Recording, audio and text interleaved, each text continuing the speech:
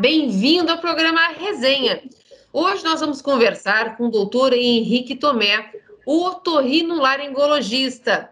Doutor, seja muito bem-vindo ao programa. Obrigado por ter aceito o nosso convite. Oi, Renata, o prazer é meu.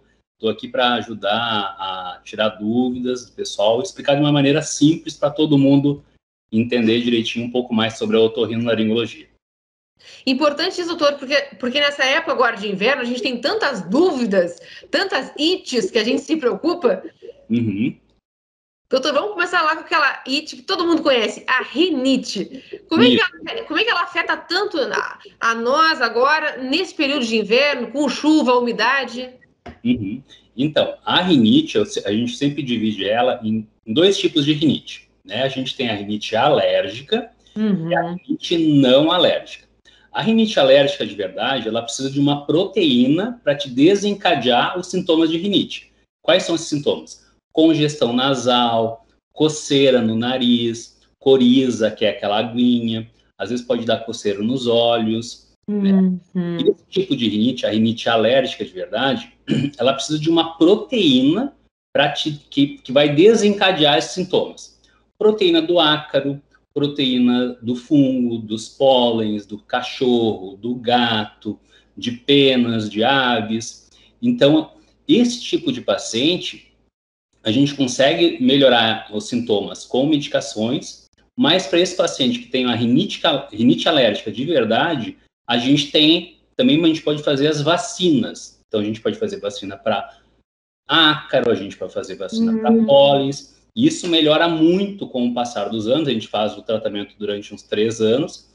E essa vacina, ela demora. E o paciente fica muito bem aí durante uns 10, 15 anos. Às vezes pode ficar pela vida inteira, tá? Tem esse outro grande grupo de rinite, que é a rinite não alérgica, né? Que pode ser aquela sazonal, que é pela mudança de tempo. Tem aquela rinite que é daqueles pacientes que usam descongestionante nasal, que fica toda hora pingando aquelas medicações tipo Sorinam, Afrin, pacientes que ficam viciados naqueles tipos de medicamentos. O que acontece dentro do nariz? A gente tem essas entradas, que são as fossas nasais, e dentro dela a gente tem os cornetos, que são umas carnezinhas esponjosas. E ela tem esse nome de carne esponjosa porque ela funciona como se fosse uma esponja mesmo. Quando uma crise de rinite, a gente tem essa coriza, que é uma aguinha. O que acontece quando a esponja tem contato com a água? Ela incha, né? Então, isso acontece a mesma coisa com o nariz, né? Essa carne esponjosa lá dentro do nariz, quando tem um processo de rinite, essa coriza entra na concha nasal, nessa carne esponjosa, ela incha e obstrui o nariz, né? E essa obstrução nasal que incomoda muito os pacientes. Essa obstrução nasal, ela pode também, se tu não tratar no tempo, ela pode evoluir para uma sinusite, né? Pode prejudicar no ronco, porque não tem passagem de ar, então obstrui toda essa via aérea do nariz para a garganta.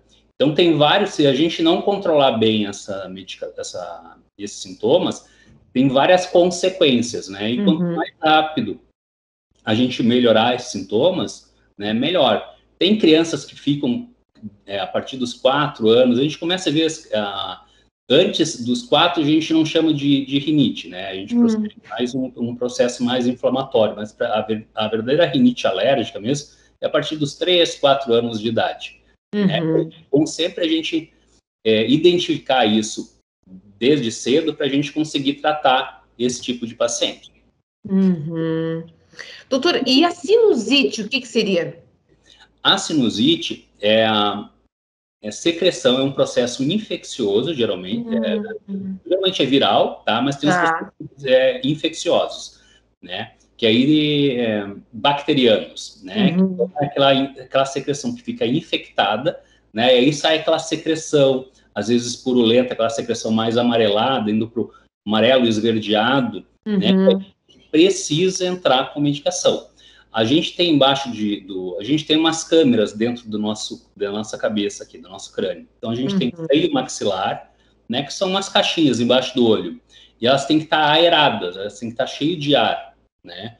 Quando essas caixinhas aqui, ela fica com secreção, né, aí a gente tem uma sinusite bacteriana. Tem também algumas dessas cavidades aqui nessa região frontal, tem aqui no meio do nariz, mas o mais comum é nessa região do seio maxilar. A gente chama de sinusite maxilar. E aí, nesses pacientes, a gente entra com lavagem nasal, que é muito importante, lavar com soro fisiológico, né? E, em alguns casos, se a gente não melhorar às vezes com anti-inflamatório, com algum corticoide, com a lavagem nasal, a gente precisa entrar com antibiótico. Doutor, e o que é a cinetose? A cinetose é uma tontura, uma vertigem que a gente tem, tá? Que geralmente acontece no movimento, tá? Quais são as principais causas? Assim, é aquele paciente, por exemplo, que tem uma tontura quando está andando de ônibus, quando está andando de carro, aquele paciente agora aqui em Rio Grande, que a gente tem, por exemplo, a lancha que vai ali até São José do Norte, paciente que tem uma tontura na lancha, ou paciente que anda, pessoas que andam de avião e tem essa tontura, Então, isso aí é cinetose. O que acontece? Como a gente está parado, quando a gente está andando de carro, por exemplo, vamos dar um exemplo do carro. A gente está parado, né? Mas a gente, por exemplo, olha para o lado, a gente está vendo a paisagem se movimentando. Tá. Só que isso, em algumas pessoas, o cérebro não consegue ler isso aí direito, entendeu? Dá uma bugada. Entendi, tá. Então, como é que eu tô vendo a paisagem passar, como é que eu tô em movimento, mas eu tô parado?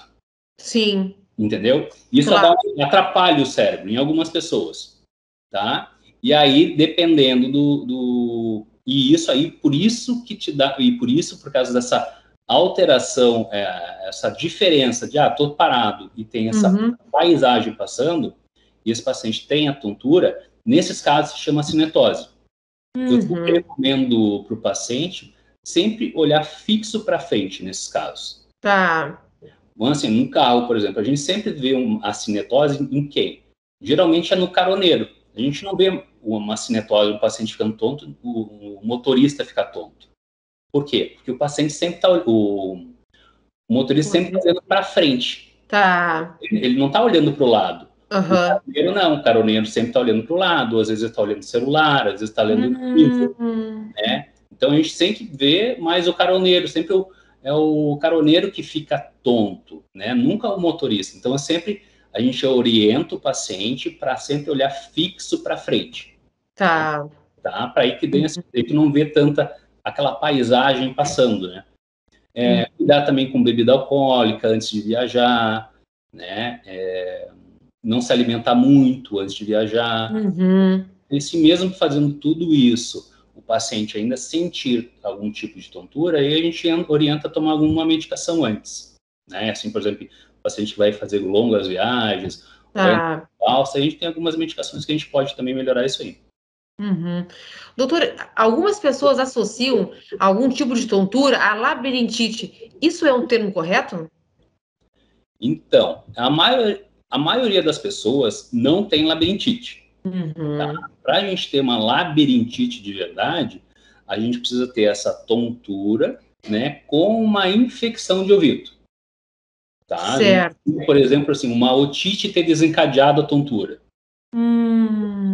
Claro que a gente vai assim num atendimento médico, às vezes até os médicos não sabem muito isso, mas se tu for num otorrino, geralmente eles não vão falar que é uma labirintite, né? A maioria dos casos, o paciente tem uma vertigem posicional ou postural paroxística benigna, esse é o nome, VPPB, né?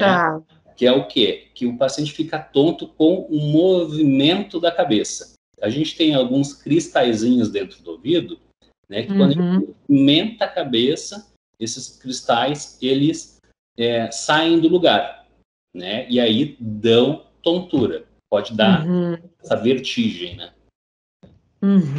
Compreendi.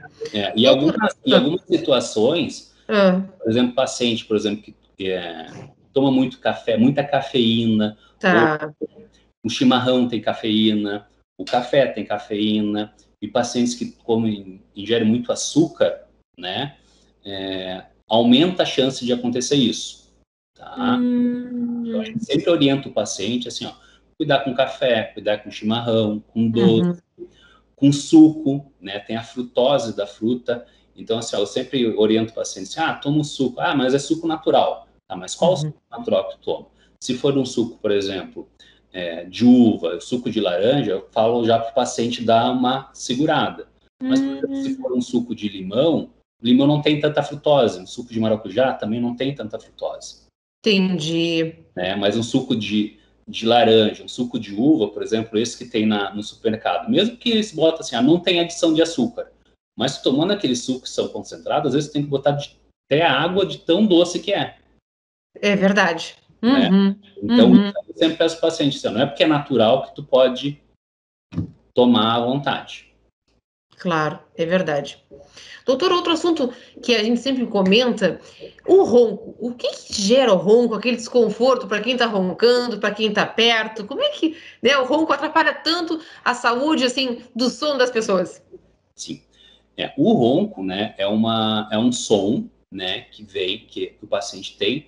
Geralmente, vamos te mostrar aqui, a gente tem o nariz, tá? E a gente tem a comunicação do nariz com essa região da garganta, tá? Certo.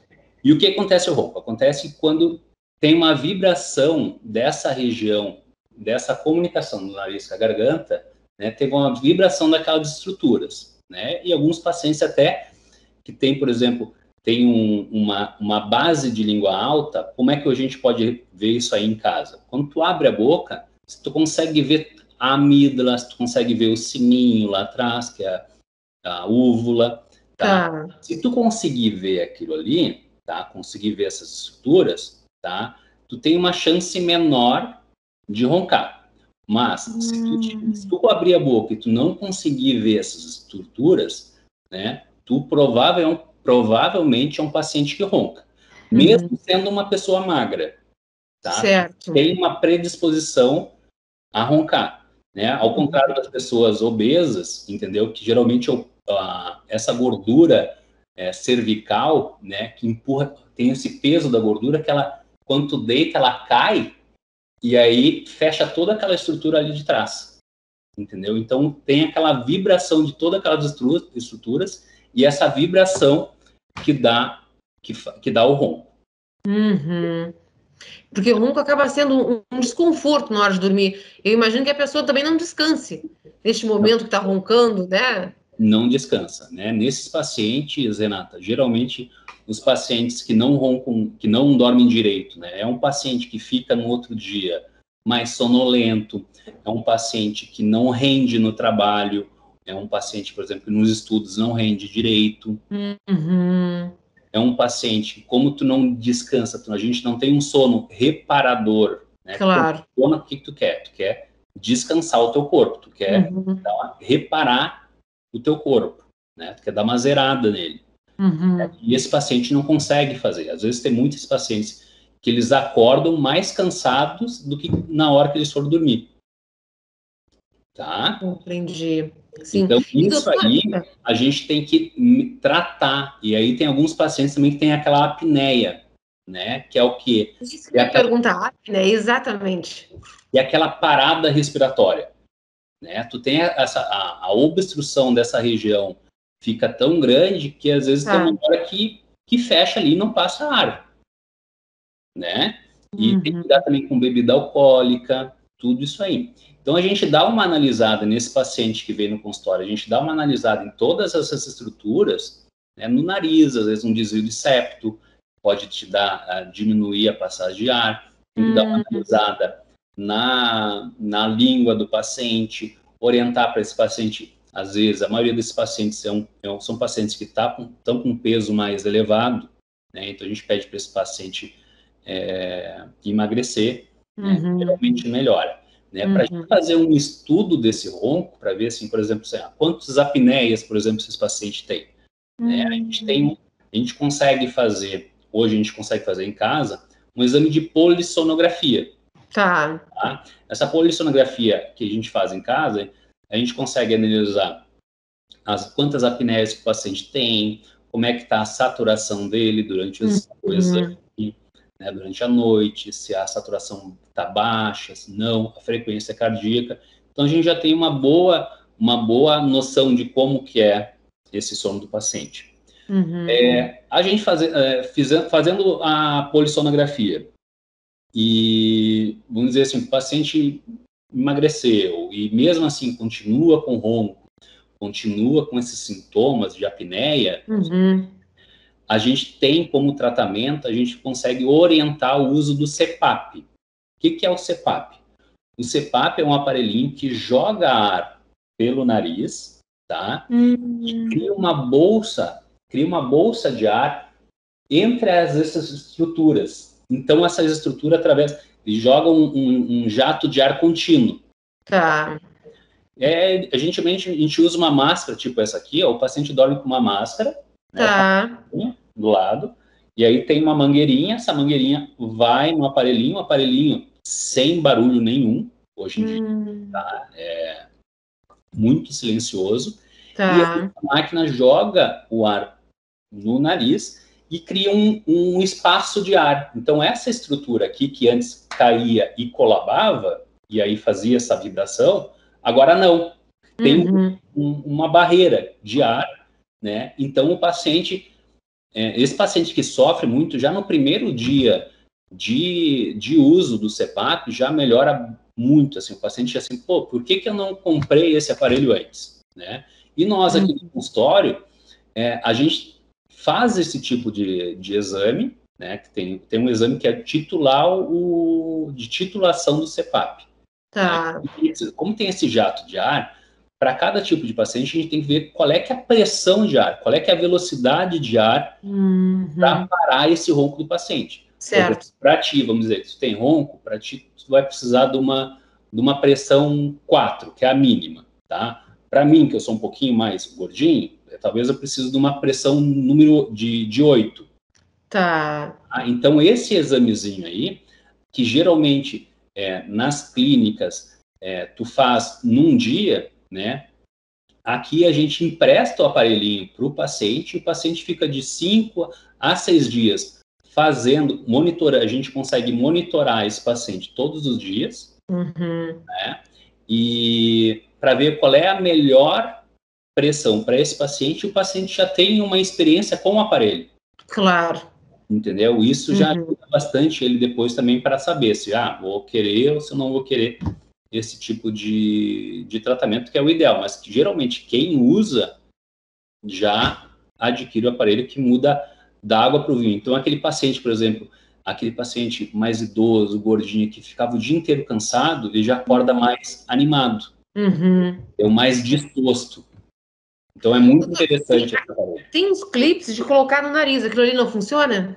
Não, aquilo ali não funciona. Aquilo ali porque a gente vê muita propaganda, não sei o quê, mas sempre vamos falar, saber se funciona ou não, né? Então não funciona. Não funciona, aquilo ali pode machucar o nariz, pode dar sangramento nasal. Certo. Então, não funciona. Doutora, outra coisa, uma dúvida recorrente, tem muitas pessoas que têm dor nos ouvidos com algum tipo de barulho. Isso é comum, não é comum? Não é muito comum, mas assim, tem alguns pacientes que são sensíveis, que às vezes são até pacientes, por exemplo, que têm uma audição muito boa, entendeu? E aí qualquer barulho incomoda o paciente. De dor é difícil de ver, sabe? Essa parte de dor é mais em relação ao paciente que eu vejo assim no consultório, não é comum, tá? Mas tem pacientes que têm uma audição muito boa. E aí qualquer barulho incomoda ele, entendeu? Dá dor no paciente. Essa parte de incomodar que eu te falei agora, né, são pacientes, por exemplo, assim, o barulho me incomoda muito, são aqueles pacientes que têm perda auditiva. Então, quando vem um paciente na consulta, assim, vim aqui, estou com um problema tá me incomodando, o barulho me incomoda. Quando o paciente me fala isso, eu já tenho que pensar. É um paciente que talvez tenha alguma perda auditiva. Entendeu? Essa parte incômodo, assim, por exemplo, passa uma moto me incomoda. Nada, aquilo me irrita, sabe? Muita gente falando me irrita.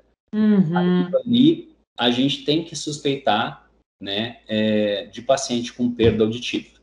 De repente, também barulhos mais finos, digamos assim, o teclado do computador, o barulho do cito apitando dentro do carro, pode causar desconforto auditivo? Pode. Tudo depende de cada pessoa, né? Claro. Talvez para mim não incomoda. Não é uma matemática, assim, ó, eu posso ter perda auditiva e isso não me incomodar, entendeu? Certo. Mas outras pessoas que têm perda, né, e incomodam. Então, quando esse paciente vem e tem essa queixa, eu não posso deixar de pensar que pode ter uma perda auditiva. Geralmente eu encaminho para fazer uma audiometria, né, para a gente medir a audição desse paciente, mensurar a audição. Doutor, e é comum as pessoas terem coceira no ouvido? Muito comum. Muito comum, né? O que acontece, Renata? Geralmente, esses pacientes são pacientes que usam muito aquelas hastes flexíveis, o famoso cotonete, né? O que acontece? Até tem uma maquetezinha aqui. Aqui está o ouvido. Tá. No ouvido tem o conduto auditivo, né? E aqui está a membrana timpânica, tá? Nessa região aqui da ponta, tá? É a região que produz cera, tá? E o teu ouvido, ele tem que ter uma oleosidade. Tá? O teu ouvido, ele tem que ter oleosidade, tá? Para quê? Para ele funcionar direito, tá? O que acontece? Com o uso crônico do cotonete, tu começa a eliminar essas células que produzem cera. E tu eliminando essas células que produzem cera, tu deixa teu ouvido ressecado. E esse ressecamento dá coceira. E aí o que tu faz? Tu coloca mais cotonete. Certo. E aí é uma bola de neve. Tá. Entendeu? É uma bola de neve. Quanto mais tu coçar, mais coceira vai te dar, né? Se tu olhar atrás dessas caixinhas do cotonete, está escrito ali, para não usar no ouvido. Tu pode fazer o que tu quiser. Mas todo mundo usa, ou quase todo mundo usa. Exatamente. E hoje tem algumas medicações, né, que tu consegue pingar no paciente, tem algumas pomadas que ajudam muito na coceira, né? E essa alteração, na verdade, é uma alteração na pele, né? Que tu fica com a pele ressecada. É um problema de pele no ouvido, né? É como se fosse uma psoríase, que tu fica com aquela pele ressecada. Então, aquela psoríase, tu pode ver que o paciente sempre está coçando. Certo.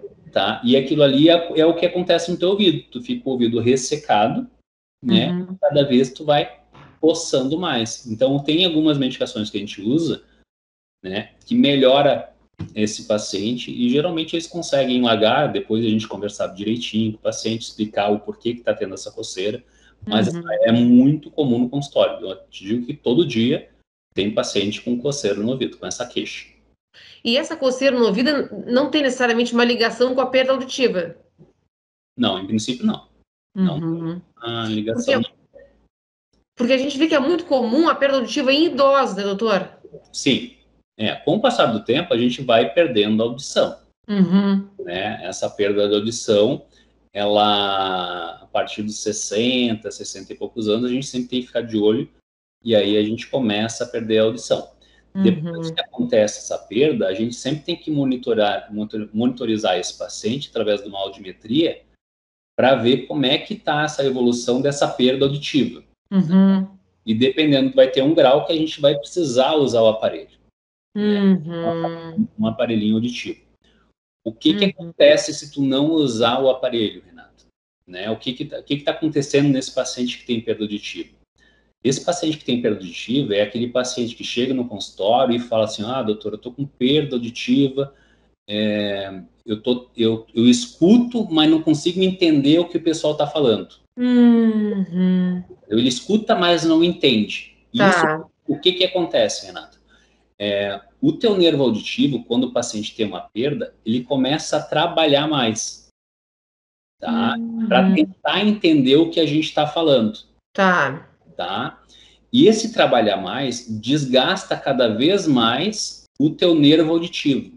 Então, o paciente que tem uma perda auditiva, se tu não colocar um aparelho, tu vai ter uma perda cada vez mais rápida da audição. Tá? Então, quando a gente vê com esse paciente assim, ó, não, esse paciente precisa de aparelho, a gente sempre orienta ele para colocar. Porque o que o aparelho vai fazer? Ele vai melhorar a tua qualidade de vida, tá? Porque tu vai conseguir entender melhor o que as pessoas estão falando, né? Porque tu vai aumentar a tua audição e vai também proteger o teu ouvido. Por quê? Porque o teu ouvido não está mais forçando para entender o que a gente está falando.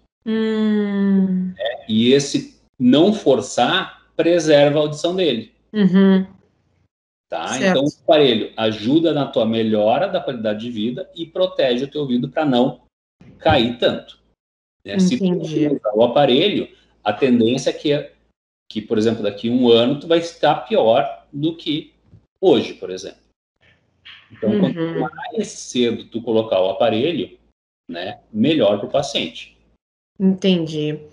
Doutor, e agora a gente vive esse momento de Covid-19, pandemia, e um dos sintomas, né, da Covid é a perda do olfato. Por que a Covid ela afeta o olfato, o paladar? Nessa parte da Covid, né, o que tem? O vírus, ele tem uma predisposição, né, a atacar as células olfatórias, tá? Então, é um paciente que o vírus chega, né, e ele tem uma predisposição a atacar esse tipo de célula do nosso olfato. E aí, ele atacando, ele cria um processo inflamatório nessa célula e o paciente tem a perda de olfato. A perda do paladar, lá vem por causa da perda de olfato. Certo. Então, a gente não faz um tratamento, por exemplo, para perda do paladar. A gente faz um tratamento para perda do olfato, porque melhorando o olfato, o paladar vai voltar. O que eu vejo no consultório, assim, é que tem muitos pacientes que tiveram essa perda de olfato do paladar ano passado e estão demorando muito para chegar no consultório.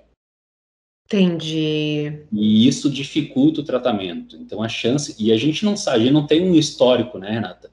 Essa pandemia começou no passado, então a gente não tem assim, pô, a gente tem aí um ano e pouco de pandemia, né, de experiência clínica. Certo. Então, não sabe dizer assim, não, tu vai ficar com essa perda de paladar, por exemplo, pro resto da vida. Não tem como a gente dizer isso. O que eu oriento sempre o paciente é assim, ó, quanto mais rápido tu vier, maior a chance de tu melhorar. Né? A gente tem algumas medicações já que melhoram isto, né? E o que a gente sempre orienta junto com essas medicações é que o paciente faça um treinamento do olfato, né? Com aromas.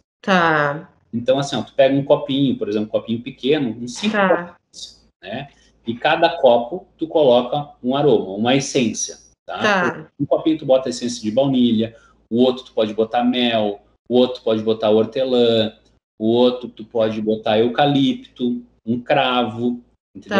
Os mais fortes. E o que tu faz? Durante umas 2, 3 vezes por dia, quanto mais, se tu puder fazer mais, melhor ainda, né? Tu pegar esse copinho e ficar cheirando durante uns 10 segundos. Cheirou, espera mais 10, pega outro copinho. Para quê? Para tu fazer um treinamento do teu olfato, como fosse uma fisioterapia. Entendeu? A gente tem que começar do zero para treinar o teu olfato de novo, né? E se a gente tiver a oportunidade de atender esse paciente, a gente vai entrar com medicações, aí aumenta ainda mais a chance do olfato melhorar e com isso o paladar volta também. Entendi.